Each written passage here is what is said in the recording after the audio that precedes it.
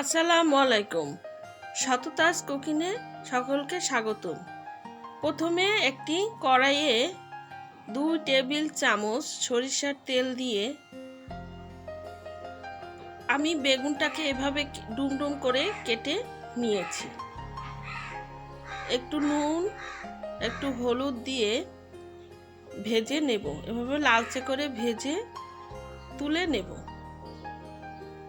তারপরে 2 টেবিল চামচ সরিষার তেল দিয়ে দুটো শুকনো মরিচ দিয়ে একটু লালচে করে ভেজে নিয়ে তার মধ্যে বড় 1 টেবিল চামচ পেঁয়াজ বাটা, আধা চামচ করে রসুন আদা বাটা, আধা চামচ করে জিরে ধনিয়া দিয়ে ভালো করে কাঁচা গন্ধ চলে যাওয়া অবধি তেলে ভেজে নেব। তারপরে স্বাদ মতো লবণ দিয়ে দেব। একটি বড় সাইজের টমেটো এভাবে পেস্ট করে নিয়েছি, সেটি দিয়ে দেব।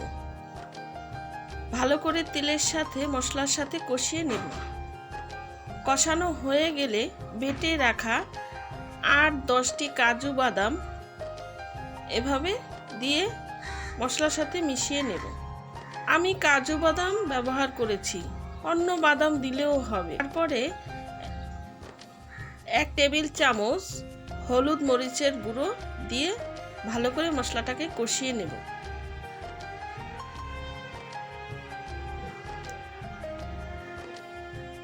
বাদাম বাটির পানি ধুয়ে একটু পানি দিয়ে আবারও মশলাটাকে ভালো করে কষিয়ে তারপরে ভাজা বেগুনগুলো দিয়ে বেগুনের সাথে মশলা ভালো করে মিশিয়ে নেব।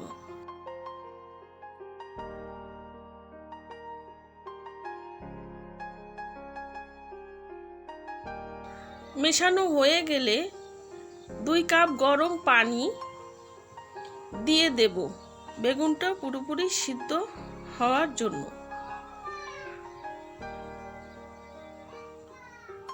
তারপর একটি ঢাকনা দিয়ে ঢেকে রেখে দেব 10 মিনিটের জন্য। 10 মিনিট পরে ঢাকনা তুলে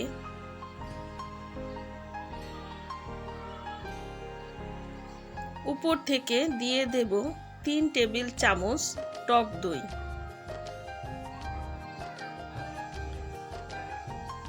কিছু ধনিয়া পাতা কুচো করে দিয়ে দেব। 2টো কাঁচামরিচ দিয়ে দেব ফালি করে। তারপরে আলতো হাতে একটু নেড়ে মিশিয়ে দেব। কাজটা আলতো হাতেই করতে হবে, যেহেতু বেগুনগুলো একটু নরমই হয়। তারপর উপর থেকে একটু ভাজা জিরের গুঁড়ো ছিটিয়ে দেব।